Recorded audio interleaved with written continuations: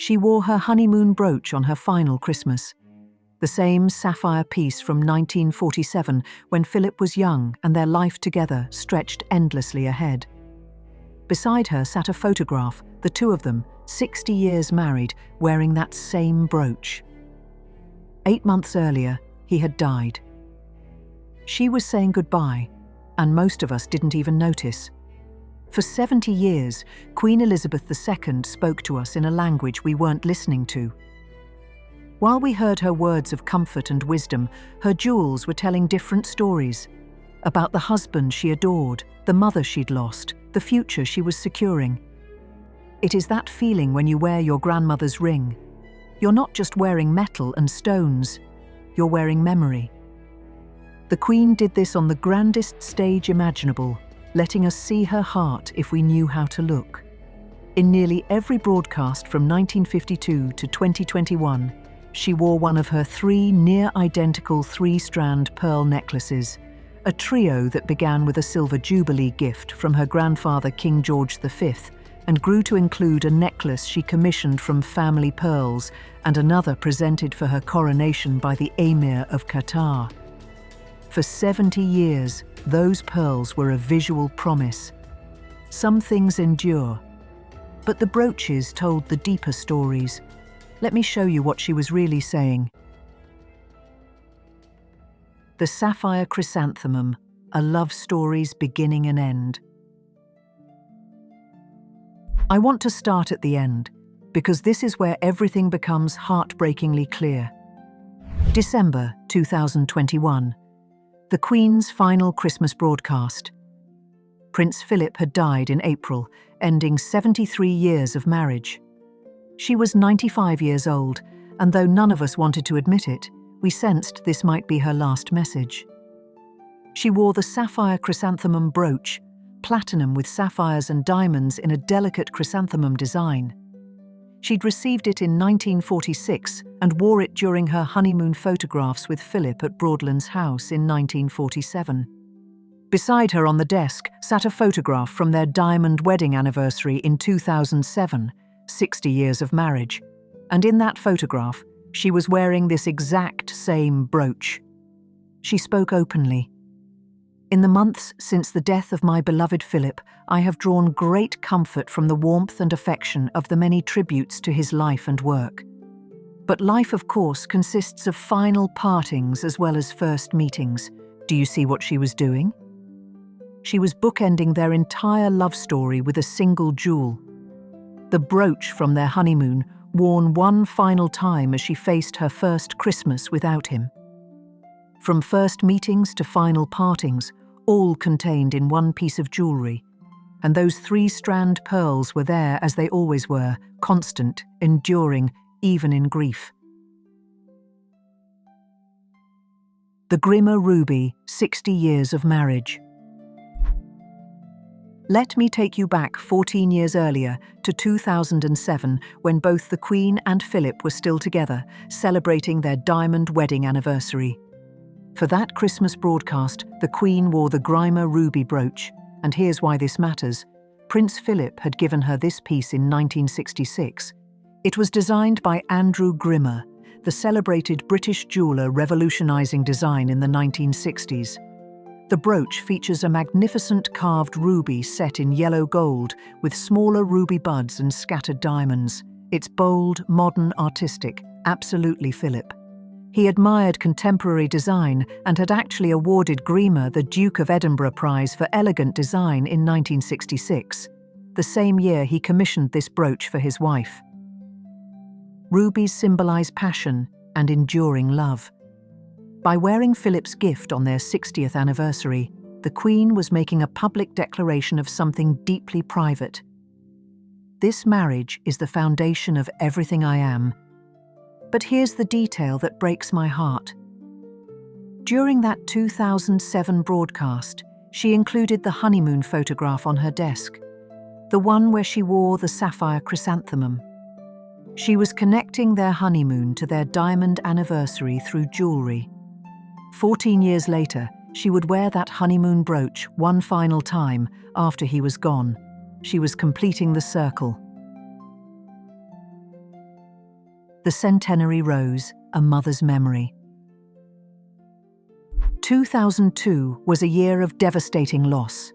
Princess Margaret, the Queen's only sister, died in February. The Queen Mother followed in March at the age of 101. The Christmas broadcast that year was the first without these two women who had been constants in Elizabeth's life. She chose the Centenary Rose brooch, and the story will break your heart. This piece was created in 2000 as a 100th birthday present for the Queen Mother, commissioned by the Queen herself. It features a hand-painted Queen Elizabeth grandiflora rose on rock crystal, surrounded by 100 diamonds, one diamond for each year of her mother's life. The rose itself carries meaning. The Queen Elizabeth grandiflora rose was created specifically to honour the Queen's 1953 coronation. So this brooch connected the Queen's mother to the Queen's own reign, intertwining their stories in gold and diamonds and painted petals. The Queen Mother had worn this brooch on her 101st birthday, her last birthday, before it passed to her daughter. By wearing it for her first Christmas without her mother, the Queen was saying what words couldn't. "My mother remains with me. I carry her with me still." On her desk stood photographs of her late mother and sister. The brooch, the photographs, the quiet grief in her voice, it all told the same story. This is jewelry as love that transcends death. The Flower Basket, 3 generations, 1 jewel. Now let me show you how the Queen used jewelry to celebrate joy. In 2013, the royal family welcomed Prince George, the Queen's great-grandson and future heir. The Christmas message was filled with hope. The Queen spoke about how the birth of a child gives us the chance to look to the future with hope and happiness. She chose the Flower Basket Brooch, and the symbolism is exquisite. This brooch was given to her in 1948 by her parents to celebrate the birth of her first child, Prince Charles. It features an Art Deco platinum and diamond basket overflowing with cabochon ruby berries, carved emerald leaves and sapphire flowers. Think about this. She was wearing a brooch given when Charles was born during a broadcast celebrating the birth of Charles's grandson. 3 generations of heirs, past, present and future, connected through a single jewel. She'd worn this brooch to Prince George's christening earlier that year, and decades before to Prince Charles's christening. The same brooch, witnessing the beginning of 3 royal lives, each one securing the succession. It was jewelry as genealogy. She was saying, this legacy continues. The line is secure. The future is bright. The Cullinan V, a diamond heart. Let me tell you about one of the most spectacular pieces in the entire royal collection, the Cullinan V brooch, which the Queen wore for Christmas broadcasts in 1974, 1975, 1999, and 2008. This brooch features an 18.8-carat heart-shaped diamond cut from the legendary Cullinan diamond, the largest diamond ever discovered, found in South Africa in 1905 at over 3,000 carats. After being presented to King Edward VII, the Cullinan was cut into several large stones. The Cullinan V, with its elegant heart shape, was set in platinum and surrounded by smaller diamonds for Queen Mary, who wore it to the Delhi Durbar in 1911. When Queen Elizabeth II inherited it in 1953, it became one of her most beloved pieces, and the heart shape matters profoundly. During Christmas, when the Queen spoke about family, faith, and love, she was literally wearing her heart on her chest, a diamond heart that had been in her family for generations, a heart that caught the light like captured starlight. The brilliance of this stone is extraordinary. When you see it in photographs from the Christmas broadcasts, it radiates light, appropriate for a season celebrating the birth of the light of the world. More than its beauty, it's the symbolism that resonates.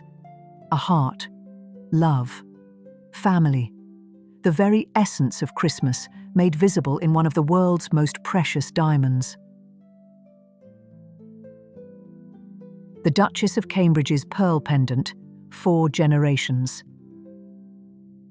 In 1971, the Queen's Christmas broadcast focused on family, with footage of young Prince Andrew and Prince Edward looking through a family photo album. She wore the Duchess of Cambridge's pearl pendant brooch, and the history is remarkable. Crafted in the mid-19th century by Garrard, it features a large pearl encircled by diamonds with another pearl suspended beneath. The brooch originally belonged to Princess Augusta, Duchess of Cambridge, then passed to her daughter, Princess Mary Adelaide, and then to Queen Mary. Mary wore this brooch for significant family events, including the christening of her granddaughter, the future Queen Elizabeth II, in 1926, and her great-grandson, Prince Charles, in 1948. When Queen Mary died in 1953, the brooch passed to Elizabeth. So when the Queen chose this piece for a Christmas broadcast about family, she was wearing a jewel that had witnessed 4 generations of royal christenings. It was a visual statement. We are part of something larger than ourselves. These traditions connect us across time. Family endures. The Queen wore it for Christmas broadcasts in 1971, 1996, 2004, 2012, and 2014. Each time carrying the same message of continuity and family bonds stretching across generations. Queen Victoria's Pearl and Diamond Brooch, 160 years compressed. In 2015 and 2016, during her 90th birthday year, the Queen wore Queen Victoria's Pearl and Diamond Brooch. This piece features 11 pearls set with elaborate diamond arrangements, designated as an heirloom of the crown upon Victoria's death in 1901. The choice was profoundly symbolic. By wearing it, Queen Elizabeth II was connecting her reign to that of her great-great-grandmother, compressing 160 years of monarchy into the gleam of a single brooch. Victoria reigned for 63 years. Elizabeth would ultimately reign for 70. By wearing Victoria's brooch, she was acknowledging that she had surpassed even that legendary reign while still honoring the woman who came before. It was a statement of endurance, a reminder that the monarchy itself outlasts individual lifetimes, weathering wars and upheaval and revolution, and yet continues. The brooch had been one of the Queen Mother's favourites, and after her death in 2002, it passed to Queen Elizabeth II. Its first appearance with the new owner came during the 2009 Christmas broadcast. The Pearl Trefoil, the faithful companion. Some brooches became faithful companions, pieces the Queen returned to again and again. The Pearl Trefoil brooch was one of these, worn for Christmas broadcasts in 1985, 1992, 1997, 2000, and 2005. The design features 3 large pearls surrounded by diamonds, with a pearl cluster in the center, a trefoil, or 3-leaf clover pattern.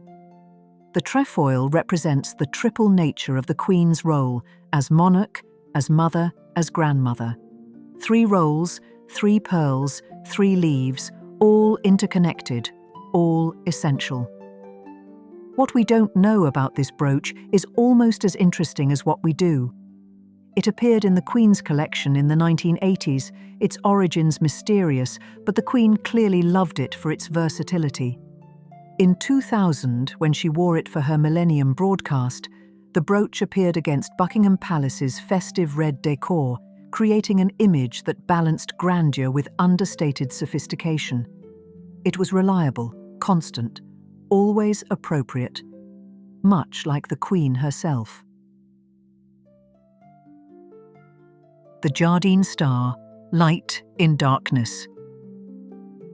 In 2017, the Queen's Christmas speech addressed themes of home and family, especially in light of tragic events that had shaken the UK that year, including the Grenfell Tower fire and the Manchester Arena attack. She also mentioned her family's milestone, the 70th wedding anniversary of herself and Prince Philip. For this broadcast, the Queen selected the Jardine Star brooch. This radiant piece was bequeathed to the Queen in 1981 by Lady Jardine. The exact details of the brooch's origin remain unknown, though it is recognized as a Victorian-era diamond brooch with a symmetrical 8-pointed star design. The Queen wore it for Christmas broadcasts in 1982, 1995, and 2017. Choosing the Jardine Star for Christmas in 2017 was especially symbolic. Its brilliance evoked the Christmas star, lighting the way in the darkest times. The Queen wore this brooch as a symbol of light and hope, reaffirming her enduring faith in brighter days ahead. Even after tragedy, even after loss, the light continues to shine. What strikes me most is how Queen Elizabeth II's jewellery reveals the woman behind the crown. Through her jewellery choices, she let us see her heart. She showed us her grief when she wore her mother's birthday brooch.